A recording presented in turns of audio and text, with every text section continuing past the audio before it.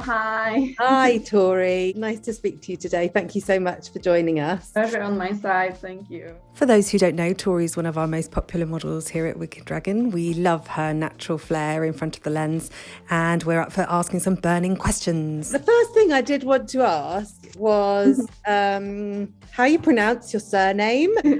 Nagai, yes. Okay. Or it's actually not even very Polish surname. It's like, I think the origins are from Hungary or something. Oh, but wow. yes, it's pronounced Nagai. Do you originate from Hungary, or can you trace no, back? it's my father's side. This is my father's surname. My father's side had some roots in, I believe those were Polish Tatars. It's like an ethnic group from southeastern Poland. So I think I have some roots over there. Yeah. That's where the unusual surname comes from, because it's not a very Polish surname. But okay. I am mostly a pure breed Polish. Have you got a cup of something to chat? Do you have a cup of tea? Do you drink tea? I'm drinking some yerba mate right now. This is like my yerba mate. Have you ever heard of it? No. It's a very strong tea that originates from Argentina. It's drunk in Southern America mostly. You can have it hot or cold, and it's.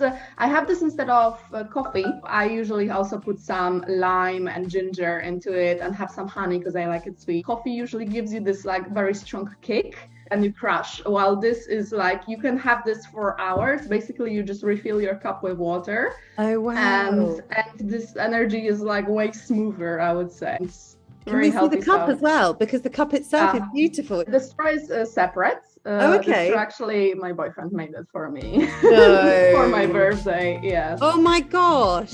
He made just the straws for me for my birthday, but the cup itself is from Argentina. So we can tell from the background, we presume you're in your studio, yes. And we can see that you're ridiculously creative. And I wonder if you could just start by talking us through how you start off with a painting. Where does the ideas come from? Where do you get inspiration from? And how do you literally put something on a canvas? The inspiration can come from literally wherever, whenever, wherever. It can just pop into my head. I usually have like a list of ideas in my head. I rarely write it down. Sometimes maybe I sketch something in my notebook or something, but I have like a list of ideas that can stay in my head for years until I sometimes put it down on the painting, which can also be a bit restrictive because like you sometimes you're very set on doing something specific. It doesn't always allow like full flexibility of your brain to just go crazy and do whatever. So I try to do a mix of that. For example, with those paintings, I allow myself a lot of freedom with the background, where I just did some pouring. Those are actually UV paintings. So I just poured a lot of paint at first and just allowed it to flow in its own way. And then obviously the form of the fish or the octopus was way more structured. So that's where you have to focus and put in the structure work. So I try to do a mix of those. Recently, one of my biggest paintings was a landscape with a dragon in it. My personal favorites are animals, fantasy creatures, like anything fantasy related, and a lot of bright colors. That's definitely the things I mostly go for. I'm a big fan of dragons, especially. That's something that I think a lot of people are fans of. So and so in terms of kind of how long it takes, for instance, how long would the octopus take?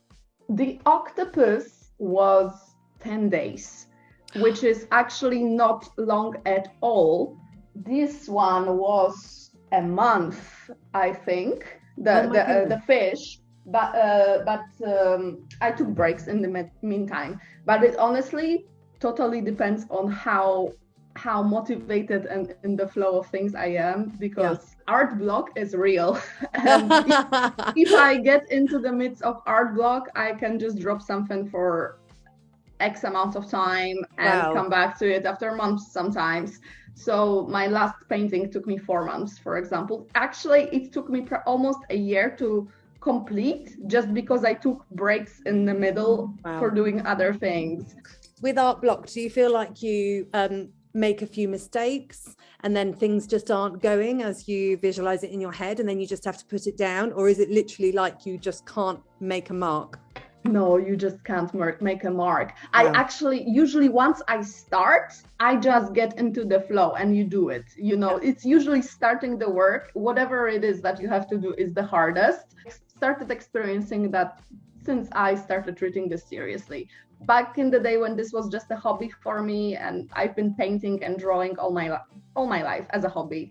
That was never a case, but I also didn't do this as often. So if I put myself under the pressure of, oh, you only have this amount of time and you need to finish this project, suddenly, you know, it's not, it doesn't go as smoothly. So I would say my process is not very regular or very structured. I just, unless it's a commission where I will sit my ass and actually finish something because I get money for it. Unless that, I wait for inspiration, because I don't think fighting with myself is productive. I like being creative in many other ways too. So if it's not necessarily, maybe I don't have the inspiration to paint, but maybe I really feel like doing some modeling, or I feel like dancing a lot. I am in general very creative and all sorts of things. What point did you think to yourself, I'm going to be a model and a painter? And what did your parents say? So creativity has always been there. I think what we call creative people is just people who have a very strong need to express what's within them, within their soul, and whatever form they find, whether it's painting, dancing, music, it just comes out. And I think to a certain degree, everybody has a need to express what's within them. So, or at least to have it reflected back to you. That's why we enjoy watching any or experiencing any form of art. In terms of how it happened for me that this became my job, I have this weird talent to basically take a hobby of mine and make it into work, into a job, into something that brings me profit, which is a blessing and a curse. Because yes, I do the things I love that were initially my hobbies, but I also have this inner need to monetize almost any hobby of mine. So it's no longer a hobby. Suddenly it becomes a job and you feel the pressure. So modeling also started as a hobby. I started doing shoots for myself, like my own creative projects. I would just get a photographer, I would stylize myself, come up with some sort of concept, and photographer would do the photos. And I did this for years in Poland as I was a teenager. And I never really thought I could be a professional model, because I don't really fit the classic model look standards. But it wasn't until I went to London, I sent out my portfolios to a couple of places, and one agency took interest in me and kind of guided me through the process of, yes, you really could be a model, and told me how to market myself better, what to pay attention to my look and what goes with what. Basically, you should have more freckles because you're ginger, so put your face in the sun and stuff like that. So it opened my eyes to the possibility that, oh wow, I actually maybe could do it. Fast forward, 7 years now, and it is one of my primary sources of income. How do you feel that modeling is as a kind of career choice in today's society, with all of the pressures you spoke about, perhaps not fitting exactly the standard concept about what a runway model is or whatever, and with social media and all of that kind of pressure and the need to update and keep going and keep being visible, how do you feel like it is to be a model today? I think especially since the time when it was just my hobby till today, the world of modeling has completely transformed, and it keeps transforming, and I really love the changes that are happening. The inclusivity of images. many obviously the typical model standard of what we consider high fashion in terms of sizes and so on, it's still there, but it's less and less prevalent. Include a very broad spectrum of skin colors, of sizes, even disabilities, which I personally love. Yeah, me because too. I honestly don't think that what it takes to be a model, you just have to be the best version of yourself, but it doesn't mean that it should not mean that you have to fit a certain standard for this representation that I'm seeing more and more. I'm super happy with it. Even here in Poland, which I feel is not as forward thinking in many ways as the Western countries, even here, we already have, I am a part of the biggest, or like, I think probably the most diverse, in terms of size at least, agency in Poland. And something like this didn't exist here quite a couple of years back. So I think the industry is going in the right direction. Do you feel like you're a real pioneer of diversity? You know, you're very striking with your red hair and things. People don't forget you, do they? And as you say, you don't look like everybody else. Do you feel like you're kind of pushing forward with that kind of inclusive agenda? Oh, I would like to think that. Oh God, like if anybody looks at me and thinks like, oh wow, she actually made it as a model, so like that's cool, because obviously it's not just that I don't fit a certain body standard, but also just I don't have this typical model look. So that is very satisfying. But also, I really think it's what it takes. It's way more of your internal work, not the external work in the end of the day. So if I could be an inspiration to anybody to believe in themselves that you can do it, then hell yeah. I think one of the reasons why I always reach for your photographs when I'm looking for social media content is because it feels like you're very happy within your own skin, and it feels like you're very comfortable and very natural. And I think that's, like you say, it's one of those things that's difficult to imitate. Well, I would agree. I'd like to think that. I'm not gonna pretend like I never have any insecurities about myself, but I try my best to to exude that sort of energy. I'm really glad to hear that that's how you perceive me. Totally. So in terms of social media, do you feel like a pressure to make sure that you're posting all the time and being very visible? You know, do you feel like it equates, when you post more, you get more modeling jobs?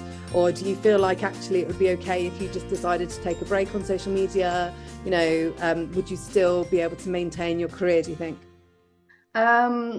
So I can definitely feel the pressure. Yeah. I am very severely focused on social media, and it's very easy to burn out this way. Yeah. I take regular breaks, which is not very good for the algorithm, but it's definitely good for my mental health. I also try to juggle different social media. Like I started TikTok now, where I do more art stuff. I have 2 Instagrams. I want to start Pinterest now, because apparently it's the hot platform. Apparently. So, it's a lot to juggle. There's definitely the pressure. But a great shift that I'm seeing in a lot of platforms, I think, especially since the emergence of TikTok, is that there's way more emphasis on just being you, instead of trying to portray an unrealistic curated image. Yeah. People are less and less interested in that. And that's something I've been doing for years. Like I tried to curate very beautiful Instagram because it was all about those beautiful images. But then I realized I have a lot of numbers on that Instagram, and almost nobody knows who I am. Almost nobody knows what I like, what's my personality, why they should care about anything I do, basically. So I am slowly trying to divert from it. I still like my really pretty images, but I try to also project a bit more personality. It's not that easy. I find it actually very weird and restrictive, because that mannerism of projecting a perfect image is still in my head. Yes. And it's hard to be just organically me, or at least on the modeling account. So can you tell us a bit about Poland? It sounds like a beautiful place. What was it like growing up in Poland? So, okay, so I think especially like for me growing up, during that time, Poland went through a lot of transformation because when I was 10 years old, Poland joined the European Union. Yeah. So since then, we got massive funding coming from EU, which allowed the transformation of my country to what it is today.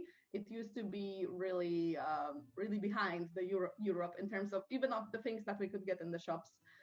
So I still remember that. I still remember in my childhood going just across the border to Germany to buy the cool candy or things that we didn't have. But now it's completely different. I think Poland is still one of those very special spots in Europe that are very undermined. Although it's opening up more and more, it's still relatively cheap compared to Western Europe. So, and it's very beautiful. We have incredibly diverse nature. We have mountains, we have seaside, we have lakes. We even have the only desert in Europe, if I'm correct. Oh wow! So, yes, there is a small desert in Poland. Have you been? Yes, I've been. So growing up here, I think I was incredibly blessed with living close to nature at all times, either next to forests or parks. My city is also very green. So that's been a blessing in disguise. When I moved to London, I found it incredibly hard being surrounded by concrete jungle. I'm definitely very much a nature person. Okay, so I'm going to change the subject quite a bit now. What are you wearing? Are you wearing any Wicked Dragon stuff today? Yes, I'm wearing some dungarees right now that I got from the last shoot. Oh, nice. Oh, okay. So this is hot off the press. I don't think we've got these in store at the moment. I don't think, have we? Really? Yeah, I think this is a little sneak peek of new items that are literally going to be uploaded in the next couple of weeks. Oh, lucky you. That's definitely perks of the job, isn't it? Yes, no, I absolutely love them. I got a lot of compliments from my family. Oh, did you? Yes, I'm such a fan of dungarees in general. They're especially so good for art and for the studio. Yeah. Yeah, if I ever spill any paint, it's not visible because it's all very colorful anyway. So perfect for me. You've spoken about Poland. You've spoken about Argentina. Where's the most inspiring place for you? Where, if somebody said to you, there's a job modeling in such and such, where would you be like, yes? Oh God. So from places I've been, it's probably Peru. Okay. Peru has been one of the most beautiful, diverse, colorful, and spiritually enriching trips I've ever done to this country. Oh, yeah. But from places I wish, it's Bali. I was about to go to Bali so many times already. I'm still waiting to go. I feel like I would really, really like to experience that region of the world too. A bunch of years ago, I went for like a backpacking trip across South America. So I went to Argentina, Uruguay, Bolivia, Peru, and then I ended in Colombia. I first went to Argentina to study Spanish because I personally find this is the most effective way to learn a language, is to go to study in the country which speaks the language. I've done this in the past with Spain and Mexico, studying Spanish. But after Buenos Aires, I just went backpacking by myself. This was more of a spiritual journey than anything else, to be honest. I went all by myself, as I said, which was not easy.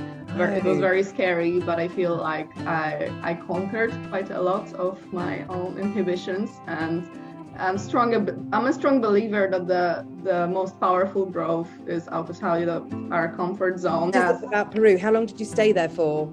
I stayed for 2 weeks, and I traveled across. Been to Titicaca, been to Machu Picchu, been to the Nazca deserts. I feel like I am very incredibly intrigued by the culture and the history of Incas, of those very ancient cultures over there. That they're incredibly fascinating for me. But also the current culture, very warm and nice people, the cuisine, the sun, everything. I don't know. I felt that maybe it was also kind of tinted by the fact that I was on this spiritual journey when I was over there, but it's definitely one of the places I really want to come back to. So are you quite a spiritual person? I would like to consider myself one, yes.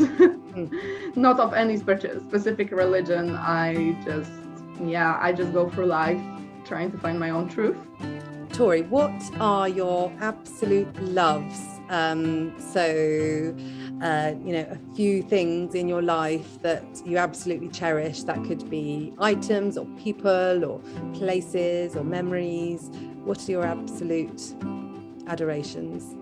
I think my absolute favorite thing in life is that feeling of the absolute freedom to do whatever the heck I want. This is the sort of feeling that I get when I just travel somewhere and experience life to the fullest. Yeah. Where, I just feel the pure joy of living in the moment and the pure freedom, which is, I feel more and more restrictive nowadays in our lives. It feels like almost a privilege to feel this way, but I really would hope one day to live a life where I can experience this sort of feeling on an everyday basis. So do you feel quite nomadic? Do you think a big part of your life, obviously because of COVID, everything had to change, but do you feel like a big part of your life will always be travel and adventure and newness and experience? I'm definitely still in the part of my life where I'm not done with traveling and experiencing. I still have a lot of hunger for new experiences, and maybe it's gonna change. I don't know. Maybe one day I settle down. I feel I've seen everything already. Now I'm ready to just chill, but I'm not there yet.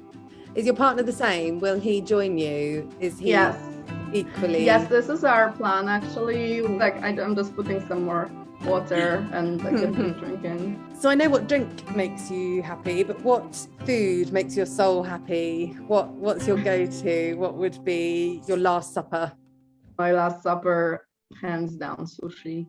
Oh, really? I try my best to live life without meat and dairy. I would say I'm 90% there, but if you're asking last supper, it's gonna be sushi. Such a sweet spot for sushi in my life. Yeah, I really hope one day I can move even more towards totally plant-based, but I feel that I'm not sure if this is ever gonna be something I completely give up on, but I always leave it for special occasions. I like to say I try my best.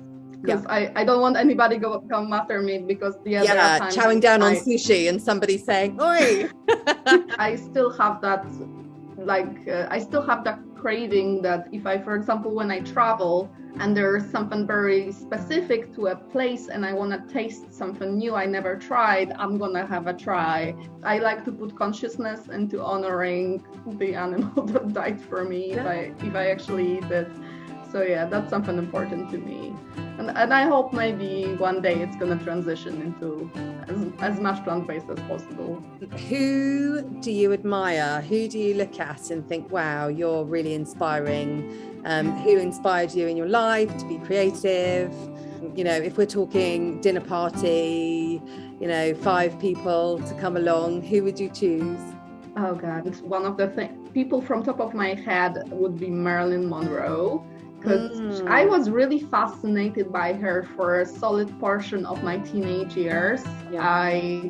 I think she was actually really brilliant. She was perceived as the stupid blonde, but this woman was incredibly intelligent and she knew what she was doing with her life. So I think that would be, I would really love to grab her brain a little bit. I think I would really love to have a chat with Billie Eilish.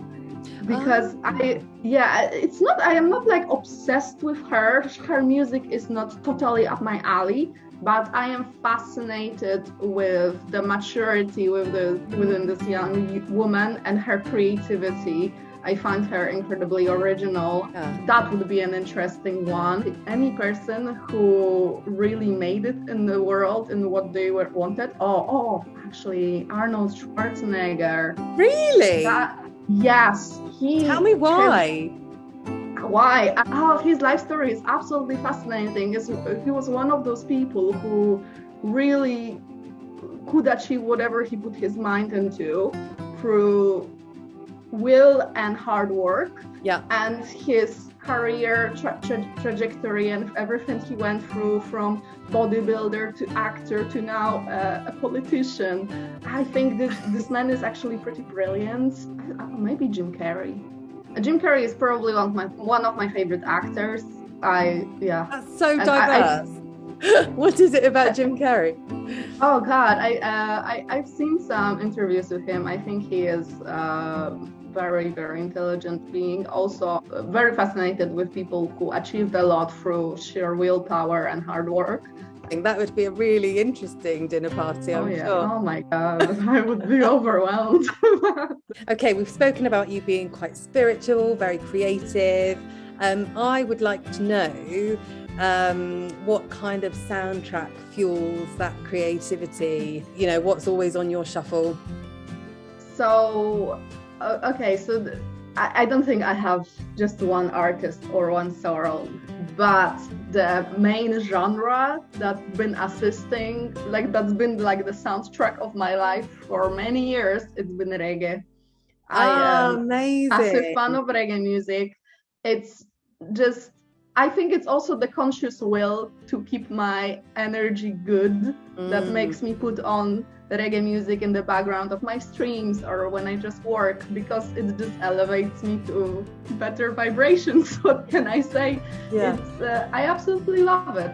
We've heard a bit about where you've come from and what your influences have been, and we've got a really strong sense of what your lifestyle and your near future is going to be about with your travel and creativity. But one thing I'm really interested in is where you see yourself in 50 years' time. You know, what would be your goal? What's your ultimate?